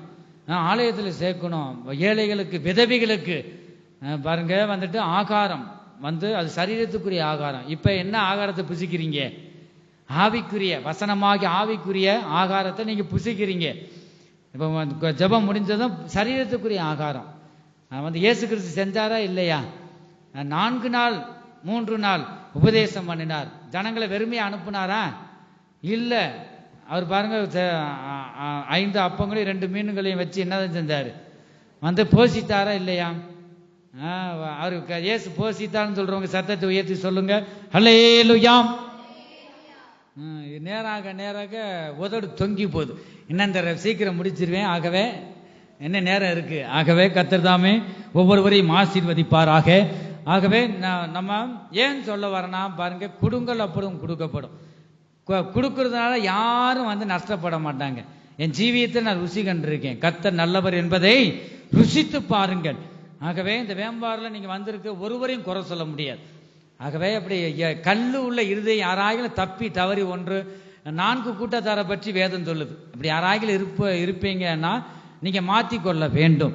நல்ல நிலத்தில் விதைக்கப்பட்டவர்களாய் நீங்கள் காணப்பட வேண்டும். மற்றவர்களுக்கு நன்மை செய்கிறவர்களாய் காணப்பட வேண்டும். கர்த்தருக்கு ஸ்தோத்திரம். ஆகவே இந்த நாட்கள்ல இப்படிப்பட்ட அந்த வழியில ஆண்டவர் நடத்துறார். நம்ம நினைக்கிறோம் ஏன் இப்படி கஷ்டப்படணும், ஏதோ பாவம் செஞ்சிருக்காங்க. அப்படி இல்லை, உன்னை சோதிக்கிறார் ஆண்டவர். அவங்களை கஷ்டப்பட வச்சு அவங்களுக்கு நீ உதவி செய்யறியா பாருங்க. ஆண்டவர் உதவி அவர் சோதிப்ப நம்ம நினைக்கிற மாதிரிலாம் இல்லை. ஆண்டவர் பார்ப்பார். அதெல்லாம் ஆண்டவர் கண்ணோக்கி பார்ப்பார். அவரை கொடுக்க தெரியாம்பா யார் மூலமாக கொண்டு ஆண்டவர் செய்வாருங்க. என் ஜீவியத்தில் நடந்த சம்பவம் சொந்தக்காரன் நான் கேட்டேன். யாருமே உதவி செய்ய வரல. ஆனா யாரை கொண்டு ஆண்டவர் எனக்கு உதவி செஞ்ச, யாரு அறிமுகம் இல்லாதவங்க உதவி செஞ்சப்ப நல்ல ஒரு நிலைமைக்கு வந்த பிறகு தானா உதவி செய்யறாங்க. அது ஆண்டவர் விரும்பவே மாட்டார். ஏதோ உனக்கு எப்பயா அவனுக்கு அறிவு வந்துச்சே சொல்லிட்டு ஜோமணி தான் இந்த காணிக்கு ஆசீர்வதிங்க, அவ்வளவுதான். அதெல்லாம் ஆண்டவர் விரும்ப மாட்டார். மன திருப்திக்கு கஷ்டப்படுற இக்கட்டில் இருக்கிற மனிதனுக்கு நீ செய்கிறாயா? இந்த சிறியோருக்கு நீ செய்தா இது எனக்கே செய்றீங்க ஆண்டவர் சொல்றாரா இல்லையா? மத்தேயு சுவிசேஷத்துல நாம் பார்க்கிறோம். ஆகவே இந்த வேளையிலும் கூட நாம் என்ன செய்ய வேண்டும்? அது நல்ல நிலத்தில் விதைக்கப்பட்டவர்களாய் நாம் காணப்பட வேண்டும். கர்த்தருக்கு ஸ்தோத்திரம். நாம் 100ஆகவும் 60ஆகவும் 30ஆகவும் பலன் தர வேண்டும். நாம் கனி தர வேண்டும். கர்த்தருக்கு ஸ்தோத்திரம். இந்த ஜனங்கள் பாருங்க, தேவனுடைய வார்த்தைகளை கேட்டு அந்த வார்த்தைகளுக்கு செவி கொடுத்து தேவனுடைய கட்டளைகளை கை கொண்டு வருகிற ஜனங்களாயிருக்கிறார்கள். இவர்கள் தான் பாருங்க பரிசுத்த ஓய்வு நாளை பரிசுத்தமாக ஆசரித்து தேவ வார்த்தைகளுக்கு கீழ்ப்படிந்து தேவனையே பின்பற்றுகிறவர்களாய் இருக்கிற தேவ ஜனங்களாய் இருக்கிறார்கள். இவர்கள் தான் என்னது? நல்ல நிலத்தில் விதைக்கப்பட்டவர்களாய் இருக்கிறாங்க. இந்த ஓய்வு நாளை 6 நாளும் கர்த்தர் உனக்கு தந்திருக்கிறார். 7வது நாள் கர்த்தருடைய நாள். ஒவ்வொரு நாள் நாம் ஜெபிக்கிறோம், அதிகாலையிலும் மாலையிலும் ஜெபிக்கிறோம். இந்த ஓய்வு நாள் கர்த்தருடைய நாள். இந்த 6 நாளும் காலுகை சுகத்தை தந்தீங்களே, பலனை தந்தீங்களே, இந்த வாரம் முழுவதும் எனக்கு தாங்க, உங்களுடைய பாதுகாப்பு எனக்கு இருக்கணும். ஆனா எந்த நேரமாகிலும் ஆபத்து வேறு வேறு ரூபத்துல வருமா இந்த கடைசி காலத்துல? அதுக்காக தான் நீங்க எல்லாரும் நாம் எல்லாரும் கூடி இருக்கிறோம். அந்த 7வது நாள் நமக்கு கொடுக்கப்பட்ட அந்த 7வது நாள்ல நம்ம பரிசுத்தமாக ஆசரிக்கணும். நல்ல நிலத்தில் நீ விதைக்கப்படுவாயானால், விதைக்கப்பட்ட நிலமா இருப்பாயானால் இந்த ஓய்வு நாளை பரிசுத்தமாக ஆசரிப்பாய். வீடுகளில் இருக்க மாட்டாங்க. வீடுகளில் இருந்து அசட்டை பண்றவங்கலாம் வழி அருகே விதைக்கப்பட்ட நிலம், அதுக்கு கூட தகுதி இல்லை பாருங்க. அவங்களாவது கர்த்தருடைய வசனத்தை கேட்கிறாங்க. வழி அருகே விதைக்கப்பட்டவங்க அதுக்கு தகுதி இல்லை. தேவ ஆலயத்துக்கு நீ வரலைன்னு சொன்னா ஆண்டவர் ஆசீர்வதிக்க மாட்டார். கர்த்தருக்கு ஸ்தோத்திரம். அப்படி நான் சொல்லல, கர்த்தருடைய வேதம் சொல்லுகிறது. ஆகவே நாம் கனி கொடுக்கிறவர்களாக இருக்கணும். கனி கொடுக்கும் போது பாருங்க, கனி இருக்கிற மரத்துல கல்லெறி விழுகத்தான் செய்யும் பாருங்க. திருடனும் போறவன் வரவனும் அந்த கனியை பறிக்கிறதுக்கு கல்லேறி கொஞ்சம் காயம்தான் படும். நம்ம ஆத்தும ஆதாயம் செய்யும் போது நம்ம கெஞ்சி கெஞ்சி கூப்பிடதான் சொல்லியிருக்கு வசனம். பாருங்க அப்ப நீ அவமானப்படுவ. ஆனா சோர்ந்து போகக்கூடாது. அதுலயும் காயப்படும். ஆனா உனக்கு கொடுக்கப்பட்ட ஆத்ம ஆதாயம் சுவிசேஷம் சொல்லி இந்த ஆத்மாக்களை கொண்டு ஊழியத்தில் உண்மையாய் நீ காணப்பட வேண்டும். சோர்ந்து போகக்கூடாது பாருங்க. நல்ல நிலத்தில் விதைக்கப்பட்டவங்க அதுதான் கனி, மிகுந்த கனிகளா நீ தரும்போது பிதாவானவர் மகிமைப்படுகிறார். ஹல்லேலூயாம். நல்ல கனி கூடாத மரம்லாம் வெட்டுண்டு அக்கினியிலே போடப்படும் என்று நாம் பார்க்கிறோம். கலாத்தியர் 5வது அதிகாரம் 22, 23 நேரம் இல்லாதனால் நான் வாசிக்கிறேன். ஆவியின் கனியோ அன்பு, சந்தோஷம், சமாதானம், நீடிய பொறுமை, தயவு, நற்குணம், விசுவாசம், சாந்தம், இச்சை அடக்கம். இது பிதாவின் சுபாவமாயிருக்கு. ரட்சிக்கப்பட்ட ஒவ்வொரு ஜீவியத்திலும் இந்த 9 வித ஆவியின் கனியும் காணப்பட வேண்டும். தேவனுடைய பிள்ளைகளாகிய நாம் கர்த்தரையே நாம் சார்ந்து கொள்ள வேண்டும். அப்பொழுது அவர் முன்மாறியும் பின்மாறியும் நமக்கு பொழிய பண்ணுவார். கர்த்தருடைய பரிசுத்த நாமத்திற்கு மகிமை உண்டாகட்டும். நாம் வாசிக்கிறோம். நேரம் இல்லாததுனால சீக்கிரம் எடுத்து நாம் வாசிப்போம். ஏசாயா தீர்க்கதரிசியின் புஸ்தகம் 55, 10, 11 இந்த வசனத்துல நாம் பார்க்கிறோம். 11வது வசனத்தை மட்டும் நான் வாசிங்க. அப்படியே என் வாயிலிருந்து புறப்படும் வசனமும் இருக்கும், அது வெறுமையாய் என்னிடத்திற்கு திரும்பாமல், என்னிடத்தில் திரும்பாமல், அது நான் விரும்புகிறதை செய்து நான் அதை அனுப்பின காரியமாகும்படி வாய்க்கும். ஹல்லேலூயாம். அப்ப ஒவ்வொரு தேவனுடைய பிள்ளைகளுக்கு கனி இல்லை என்றால் பாருங்க ஒன்றும் இல்லை. நாம் நல்ல நிலத்தில் விதைக்கப்பட்டவர்களாய் இருந்து நாம் கனி கொடுக்க வேண்டும். என் சனமே, எரேமியா 17வது அதிகாரம் 8வது வசனத்துல பார்க்கிறோம். அவன் தண்ணீர் அண்டையிலே நாட்டப்பட்டதும் கால்வாய் ஓரமாய் தன் வேர்களை விடுகிறதும், உஷ்ணம் வருகிறதை காணாமல், சோதனை வருகிறதை காணாமல், இலை பச்சையாய் இருக்கிறதும், மழை தாழ்ச்சியான வருஷத்திலும் வருத்தமின்றி தப்பாமல் கனி கொடுக்கிறதுமான மரத்தை போல இருப்பான். பாத்தீங்களா? மரத்தை போல இருப்பான். இந்த வசனத்தில் பாருங்க நாம் பார்க்கிறோம். கால்வாய் ஓரமாய் பார்க்கிறோம். கால்வாய் என்பது என்ன? கால்வாய் என்பது தேவ வசனத்தை குறிக்கிறது. தேவனுடைய பிள்ளைகளுக்கு பரிசுத்த ஆவியின் அபிஷேகம் வசனமும் நம் இருதயத்தில் காணப்பட வேண்டும். இந்த கடைசி காலத்தில் வந்திருக்கிறதா நாம் கனி கொடுக்கிறவர்களாக இருக்கிறோமா? மத்தேயு சுவிசேஷம் 7வது அதிகாரம் 19வது வசனத்துல நாம் பார்க்கிறோம். மத்தேயு சுவிசேஷம் 7வது அதிகாரம் 19. நல்ல கனி கொடாத மரமெல்லாம் வெட்டுண்டு அக்கினியிலே போடப்படும்.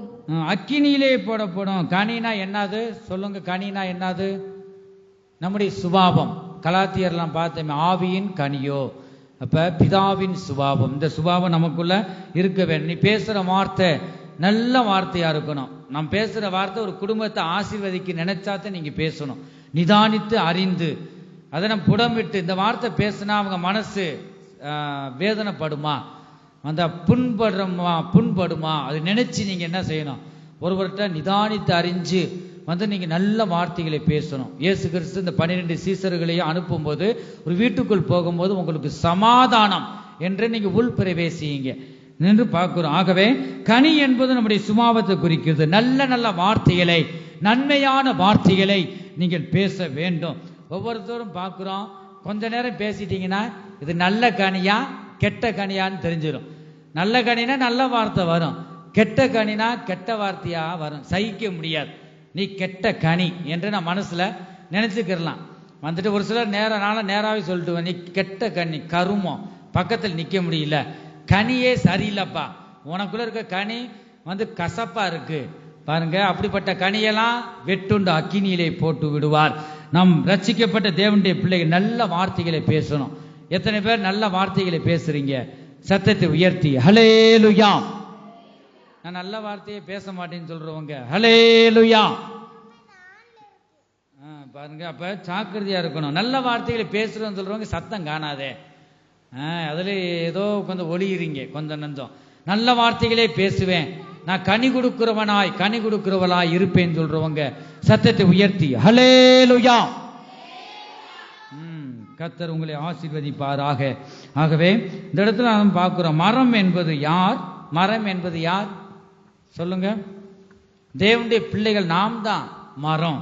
கர்த்தருக்கு ஸ்தோத்திரம். கனி என்பது சுபாவம், நம்முடைய பேச்சுகள் என்று நாம் பார்க்கிறோம். தேவனுடைய பிள்ளைகளாகிய நம்மை குறிக்கிறது. நாம் தாம் மரமாகிய நம்மிடத்தில் கனியை தேவன் தேடுகிறார். மிகுந்த கனிகளை நாம் தர வேண்டும் என்று தேவன் விரும்புகிறார். கர்த்தருக்கு ஸ்தோத்திரம். வேறு என்பது என்னது? விசுவாசம். சொல்லுங்க, வேறு என்பது என்னது? விசுவாசம். கனி என்பது நம்முடைய சுபாவம். மரம் என்பது தேவனுடைய பிள்ளைகள் நாம் தான். மரமா நம்ம வெறும் மரமா இருக்கக்கூடாது, அதுல கனி இருந்தா தான். பசியா வரும்போது பாருங்க, இயேசு கிறிஸ்து போனாரு, கனியே இல்லை, அது பாருங்க சவிச்சிட்டு போயிட்டாரு. ஆகவே கனி இல்லைன்னா நம்ம குடும்பத்தில் இருக்கிற நாம் பிரயோஜனம் உள்ளவர்களாக இருக்கணும் தேவனுக்கு. ஆகவே கனிகளை பார்த்து தான் ஆண்டவர் பிரியப்படுறார். ஊழியத்திலும் அதுதான், ஊழியர்ல இருக்கலாம், சுவிசேஷகரா இருக்கலாம், ஆனா கனி இல்லைன்னா ஆண்டவர் யாரையும் பார்க்க மாட்டார். ஆகவே நம்முடைய சுபாவங்கள் மாறப்பட வேண்டும். நம்முடைய சுபாவம் ஏதாயிலும் சொல்லிட்டா உதடு தொங்கி போறது, முகம் மாறுது, அப்ப உனக்குள்ள கெட்ட கனி இருக்கு, சுபாவம் மாறப்படலை, அதுதான் உண்மை பாருங்க. ஆகவே என்ன ஊழியர் சொன்னாலும் அதுக்கு கீழ்ப்படியணும், முகம் மாறக்கூடாது. அது காயினுடைய ஆவி. காயின் பாருங்க இந்த ஆவியில ஆசீர்வதிச்சவர்னா அவருடைய முகம் நாடியெல்லாம் மாறுது பாருங்க. மூத்தவனுக்கு எல்லாம் அவனை கைவிட மாட்டார் ஆண்டவர். அவனுடைய காணிக்க கொஞ்சம் இதா இருந்துட்டாலும் ஆண்டவர் கைவிட மாட்டார், முக நாடியெல்லாம் மாறும். நம்ம கூட பிறந்த தம்பி தான் இந்த மனநிலை இல்லையே நாம் பார்க்கிறோம். ஆகவே ஊழியர் மூலமா தேவன் சொல்ற வார்த்தைகளுக்கு நிக்க கீழ்ப்படிய வேண்டும். உன் குடும்பமும் உன் பிள்ளைகளும் உன் கணவனும் எல்லாரும் சந்தோஷமா இருக்க வேண்டும் தான் ஊழியர் மூலமா ஆண்டவர் பேசுறார். நாங்களே சொந்தமா எதுவும் பேச முடியாது. நமக்கு எதுக்குடா நம்ம பார்த்துட்டு ஊழியத்தை பார்த்துட்டு நம்ம பாட்டுக்கு எல்லாரும் அப்படிதான் செய்யறாங்க பாருங்க. உண்மையா ஊழியம் பார்க்கிறோம் அப்படி இருக்க மாட்டாங்க. இந்த குடும்பம் இந்த வருஷத்துல ஆசீர்வதிக்கப்படணும். எது குறைவோ அதெல்லாம் நீக்கி நிறைவான தேவன் ஆசீர்வதிங்க ஒரு பாரம் எடுப்பாங்க. இதெல்லாம் சொல்லணும்னு அவசியம் இல்லை பாருங்க. இந்த யாருக்கு அதிகமா ஆண்டவர் நேசிக்கிறாங்களோ ஊழியரை கொண்டு சிச்சிப்பார், கடிந்து கொள்வார். ஆகவே கடிந்து கொள்ளாதபடி இந்த பிள்ளை என்னதான் செய்யாது, திருந்தாது. ஆகவே அடிக்கிற இடத்துல அடித்து வசனத்தை கொண்டு அடிக்கணும். நீங்க கம்பெடுத்து அடிச்சிடக்கூடாது பாருங்க. மூட முதுவுக்கு பிரம்பு என்று வேதம் சொல்லுது. அன்பாய் சொல்ற பிள்ளைக்கு அன்பா சொல்லணும், கேட்காத பிள்ளைக்கு பிரம்ப நாடணும், மொழிக்கு கீழே தான் அடிக்கணும் பாருங்க. அப்படி இந்த வேதம் சொல்லுது. ஆகவே இந்த கடைசி காலத்தில் வந்திருக்கிறோம் என் ஜனமே. இந்த கடைசி நாட்கள்ல வேதம் சொல்லுது, தாய் தகப்பமாருக்கு கீழ்ப்படியாதவர்களாகும். இந்த சிறு பிள்ளைகளை சின்னதுல இருந்து நீங்க வளர்த்து கொண்டு வரணும். அப்படி கொண்டு வரலன்னா ரொம்ப கஷ்டம். ஆகவே இந்த வேத வசனம் நிறைவேறி கொண்டு இருக்கு. அதே மாதிரி உங்களுக்கு கொடுக்கப்பட்ட பிள்ளைகளுக்காக அதிகாலையில் இருந்து பேர் சொல்லி நீங்க ஜெபிச்சீங்களா? கைகளை உயர்த்துங்க பார்ப்போம். அநேகர் இல்லை பாருங்க. பேர் சொல்லி நீங்க ஜெபிக்கணுங்க. ஏன்னா அந்த பிள்ளைகளுக்கு இந்த கடைசி காலத்துல வாலிபர்ல தான் பிசாசு தொடுறான். ஜெபிக்க ஆலயத்துக்கு வரக்கூடாதபடி, இந்த விருப்பம் இல்லாதபடி, சத்தியத்தை கேட்க கூடாதபடி, அப்படிப்பட்ட பிசாசு இந்த கடைசி காலத்தை தீவிரமா செயல்படுறான். நம்ம பிள்ளைங்க நல்ல பிள்ளைங்க தான், ஆனா ஆண்டுடைய வசனம் உள்ள இல்லாதபடி இந்த பறவையாக இந்த பிசாசு பச்சித்து போடுது. ஆலயத்துக்கே வரக்கூடாதபடி இருக்கு. அவங்களுக்கு நல்ல பாதுகாப்பு உண்டாகணும். ஆகவே நீங்க அனுதினமும் அதிகாலையில் எழுந்து பெயராய் உங்களுக்கு கொடுக்கப்பட்ட 5 பிள்ளைகளோ 20 பிள்ளைகளோ பேர் சொல்லி நீங்க ஜெபிக்க வேண்டும். ஆகவே அதிகாலையில் நாங்கள் சபையார் எல்லாருக்காகவும் நான் ஜெபிக்கிறோம். வந்து எங்கள் பிள்ளைகளுக்காக, எங்களுக்காக, ஊழியர்களுக்காக, உங்களுக்கு கொடுக்கப்பட்ட ஊழியர்களுக்காக எத்தனை பேர் ஜெபம் பண்ணீங்க? நீங்கள் ஜெபிக்கணும். நீங்கள் ஜெபிக்கும் போது நீங்கள் விதைக்கிறத நீங்கள் அறுப்பீங்க. நீங்கள் எனக்காக ஜெபிக்கும் போது நான் ஒவ்வொருவரும் உங்களுக்காக ஜெபிப்போம். நாம் உயிரோடு இருக்கிறது, நான் உயிரோடு இப்போ நின்று பாருங்க ஆண்டவருடைய வார்த்தையை கொடுக்குறேன்னா வந்து என்னுடைய திறமையோ ஒன்றும் இல்லை. வந்து நான் நிற்பதும் நாம் நிர்மூலமாகாமல் இருப்பதும் அவருடைய சுத்த கிருபை. எனக்காக ஏதோ ஒரு மூலையில் ஏதோ ஒரு சகோதரன் எனக்காக ஜெபம் பண்றாரு, அதுதான் உண்மை. ஆனால் யாரும் தெரியாது. இந்த யூடியூப்ல செய்தியெல்லாம் போகுது, எனக்காக வந்து ஜெபிக்கிறாங்க விசுவாசிக, நீங்க ஜெபிக்கிறீங்க, ஏதோ ஒரு மூலையில எனக்காக ஜெபிக்கிறாங்க. இந்த ஜெபத்தின் மூலமாக நான் காக்கப்படுறேன், நான் உயிரோடு இருக்கிறேன். பாருங்க, என்னுடைய பலத்தினாலும் பராக்கிரமத்தினாலும் என்னுடைய அறிவினாலும் அல்ல, அவருடைய சுத்த கிருபை என்னை ஒவ்வொரு நாளும் தாங்கி நடத்துகிறது. என் ஜனமே, நம்முடைய திறமை நம்ம அறிவை வச்சு ஒண்ணுமே செய்ய முடியாது இந்த பூமியில. ஆகவே உங்கள் பிள்ளைகளுக்கும் உங்களுக்கும் ஒரு பாதுகாப்பு உண்டாக வேண்டும் என்றால் நீ கர்த்தரை தேட வேண்டும். தேவனுடைய ராஜ்யத்தையும் அவருடைய நீதியும் தேடுங்கள், அப்பொழுது இவைகள் எல்லாம் உங்களுக்கு கூட கொடுக்கப்படும். சரீரத்துக்குரிய தேவைகளை கர்த்தர் தருவார். ஆகவே இந்த வேளையிலும் கூட நாம் அவரை நோக்கி நாம் பார்ப்போமாக. இந்த இடத்துல அதை நாம் பார்க்கிறோம். யோவான் சுவிசேஷம் 15வது அதிகாரம் 7-8 நாம் பார்க்கிறோம். நீங்கள் என்னிலும் என் வார்த்தைகள் உங்களிலும் நிலைத்திருந்தால், என் வார்த்தைகள் உங்களிலும் நிலைத்திருந்தால் நீங்கள் கேட்டுக்கொள்வது எதுவோ அது உங்களுக்கு செய்யப்படும். நீங்கள் மிகுந்த கனிகளை கொடுப்பதினால் என் பிதா மகிமைப்படுவார். மிகுந்த கனிகள், நல்ல வார்த்தை, மிகுந்த நல்ல வார்த்தைகளை நீ பேசும்போது பாருங்க, மிகுந்த கனிகளை நீ கொடுக்கும் போது யார்தான் மகிமைப்படுவார்? பிதா மகிமைப்படுவார். எனக்கும் சீசராய் இருப்பீர்கள். எனக்கும் சீசராய் இருப்பீங்கன்னு இயேசு கிறிஸ்து சொல்றார். இயேசு கிறிஸ்துவுக்கு எத்தனை பேர் சீசரா இருக்க விரும்புகிறோம்? அல்லேலூயா. அப்ப நீங்க மிகுந்த கனிகளை தரணும். கர்த்தருடைய வசனம் உங்களுக்கு ரொம்ப கஷ்டப்பட வேண்டிய அவசியம் இல்லை. பாருங்க, கர்த்தருடைய வார்த்தை, அந்த வசனம் இருக்கு. நீங்கள் என்னிலும், நீ தேவனுக்குள்ள நிலைத்திருக்கணும். 2வது, கர்த்தருடைய வார்த்தை உங்க இருதயத்தில் நிலைத்திருந்தா நீ கேட்டுக்கொள் எதுவோ அது உனக்கு செய்யப்படும் என்று நாம் பார்க்கிறோம். ஆகவே இந்த கடைசி காலத்தில் வந்திருக்கிறோம் என் ஜனமே, நாம் கனி நிறைந்த மரமாய் காணப்பட வேண்டும் என்று தேவன் விரும்புகிறார். நமக்கு காலங்களையும் நாட்களையும் தேவன் நமக்கு தயவாய் தந்திருக்கிறார். காலத்தை நாம் பிரயோஜனம் படுத்திக் கொள்வோமாக. கர்த்தருடைய பரிசுத்த நாமத்திற்கு மகிமை உண்டாகட்டும். நாம் இந்த லூக்கா சுவிசேஷம் 13வது அதிகாரத்தில் 6-9 வரை நாம் வாசிக்கும் போது இந்த இடத்துல நாம் பார்க்கிறோம். அப்பொழுது அவர் ஒரு உவமையை சொன்னார். ஒருவன் தன் திராட்சை தோட்டத்தில் ஒரு அத்திமரத்தை நாட்டியிருந்தான். அவன் வந்து அதிலே கனியை தேடின போது ஒன்றும் காணவில்லை. ஆண்டவர் பார்ப்பார். சும்மா ஆண்டவர் நம்ம அழைத்திருக்கிறார். ஆகவே வந்து ஆண்டவர் நம்ம தந்துதான் ஒருவனை ரட்சிப்பார், சும்மா இல்ல. ஒவ்வொருவருக்கும் ஒரு தாளந்த ஆண்டவர் தந்திருப்பார். அப்ப இந்த இடத்துல பார்க்கிறோம், கனியை பார்க்கிறார் ஆவியானவர். கனி இருக்கா, இன்னைக்கு கனி கொடுப்பாயா? தேடின போது ஒன்றும் இல்லை. அது கெட்ட கசப்பான கனி தான் இருக்கு இருதயத்துல. அது வந்து கனியே இல்லை. எவ்வளவு கவலையா இருக்கும். இந்த இடத்துல பார்க்கிறோம், தேடின போது ஒன்றும் காணவில்லை. அப்பொழுது அவன் தோட்டக்காரனை நோக்கி, இதோ 3 வருஷமாய் இந்த அத்திமரத்திலே கனியை தேடி வருகிறேன். 3 வருஷம், ஒரு நாள் 2 நாள் இல்ல, 3 வருஷம். இன்னைக்கு கனி கொடுக்குமா? தேடி வரம்பா. ஆனா என்ன இல்ல, ஒண்ணும் இல்ல. இதை வெட்டி போடு, இது நிலத்தையும் ஏன் கெடுக்கிறது என்றார். இது வெட்டி போடு, இது எதுக்கு? வீட்டுக்கும் சபைக்கும், இந்த உலகத்தில் வேஸ்ட் வீணு. இது கனி தர மாட்டுது, யாருக்கும் செவி கொடுக்க மாட்டுது, ஊழியர்களுக்கும் செவி கொடுக்க மாட்டுது. வந்துட்டு அதை வெட்டி போடு. கனி இல்லாத மரம், அது வருஷம் மூலம் தத்து பிள்ளையா இருக்கு, கீழ்ப்படியாத பிள்ளையா இருக்கு. வந்து அது கனி இல்லாத ஒரு நிலமா இருக்கு, அது மரமா இருக்கு. அது தயவு செய்து என்ன செஞ்சிரு, நீ வெட்டி போடும் சொல்லும் போது அதுக்கு அவர் என்ன சொல்றாரு? அதற்கு அவன், ஐயா, இது இந்த வருஷமும் இருக்கட்டும். இயேசு கிறிஸ்து நமக்காக பரிந்து பேசுகிறார். பிதாவே, ஆண்டவர் இந்த வருஷம் இருக்கட்டும் ஏசப்பா. பிதாவே, இயேசு சொல்றாரு பிதாவை நோக்கி. ஆவியானவர், இயேசுவே, பாவிகளை ரட்சிக்கத்தான் இந்த பூமிக்கு என்னை அனுப்புனீங்க. கனி இல்லாதது உண்மைதான், நான் பார்க்கிறேன். தயவு செய்து நீங்க கோவப்பட்டுறாதீங்க.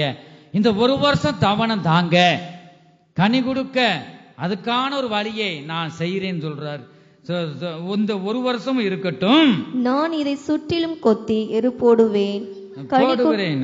வசனங்களை பாருங்க, இந்த இடத்துல அதான் பாக்குறோம்.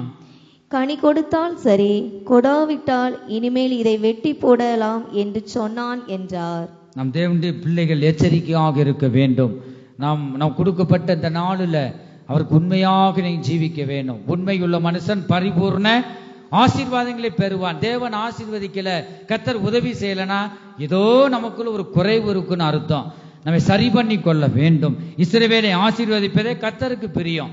அவருடைய காரியத்துல சகலத்திலே அவர் உண்மையுள்ளவராய் இருக்கிறார். நாம் தான் குறைவுள்ளவங்க. ஒவ்வொரு நாள் நாம் தாழ்த்த வேண்டும். விசுவாசத்திலும் தேவ அன்பிலும் நாம் வளர வேண்டும். நாம் நற்கிரியை செய்கிறவர்களாய் இருக்க வேண்டும். தேவ சமூகத்தில் நாம் நேரம் கிடைக்கும் போதெல்லாம் தேவ சமூகத்திலிருந்து கர்த்தரை நோக்கி நாம் கூப்பிட வேண்டும். நாம் எல்லாரும் எழுந்து நிற்போமாக. அநேக காரியங்கள் இருக்கிறது. ஆகவே நேரம் இல்லாததுனால நாம் தேவ சமூகத்திலே நாம் காணப்படுவோமாக. எல்லாரும் எழுந்து நின்று திருவசனத்துக்கு நாமே ஒப்பு கொடுப்போமா? அவர் சர்வ வல்லமையுள்ள தேவனாய் இந்த கால வேளையில் நம்மோடு அவர் பேசிக் கொண்டிருக்கிறார்.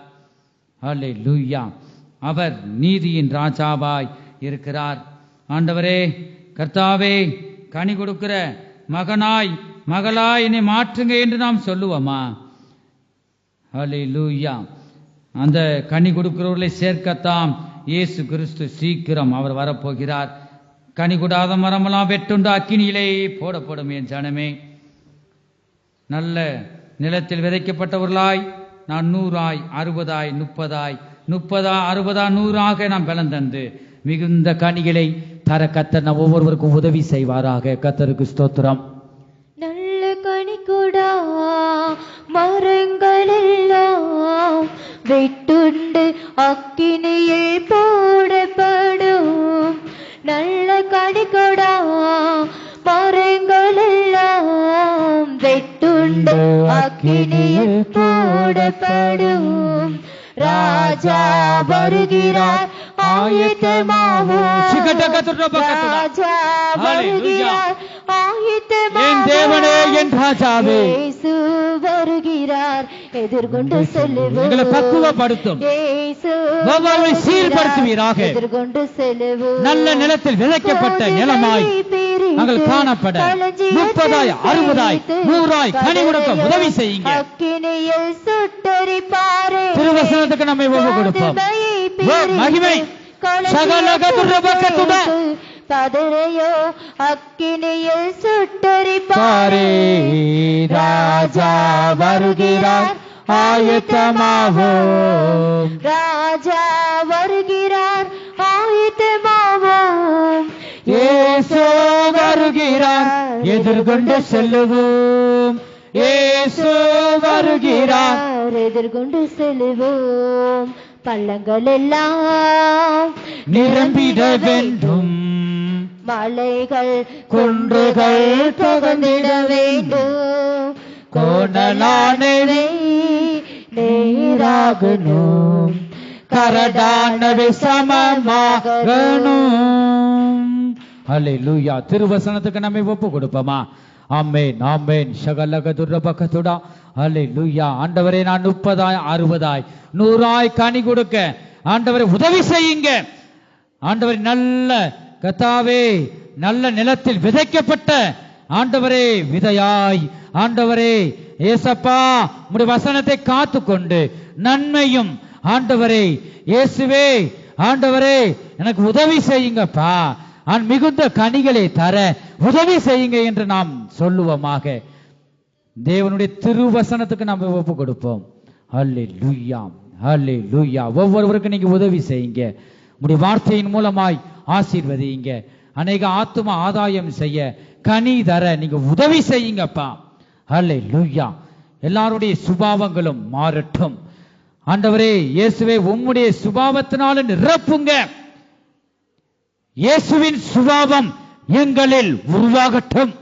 அல்லேலூயா. ஆமென் ஆமென். நாம் கர்த்தருடைய சமூகத்துக்காக நாம் கரங்களை தட்டி கர்த்தரை ஸ்தோத்தரிப்போம். ஸ்தோத்திரம் ஸ்தோத்திரம் ஸ்தோத்திரம். எல்லா துதி கனம் மகிமையும் பிதா குமாரன் பரிசுத்த ஆவியானவருக்கே கொடுத்து கர்த்தரை ஸ்தோத்தரிப்போம். ஸ்தோத்திரம், ஸ்தோத்திரம், ஸ்தோத்திரம், ஸ்தோத்திரம், ஸ்தோத்திரம், ஸ்தோத்திரம். எங்கள் அன்பின் இயேசுவே, நாங்கள் நம்மை துதிக்கிறோம், ஸ்தோத்திரிக்கிறோம் அப்பா. ஆரம்பம் முதல் முடிவு வரை ஒவ்வொரு பகுதியிலும் ஆண்டவரை நீங்க நடத்தி தந்தீங்களே, உமக்கு ஸ்தோத்திரம்.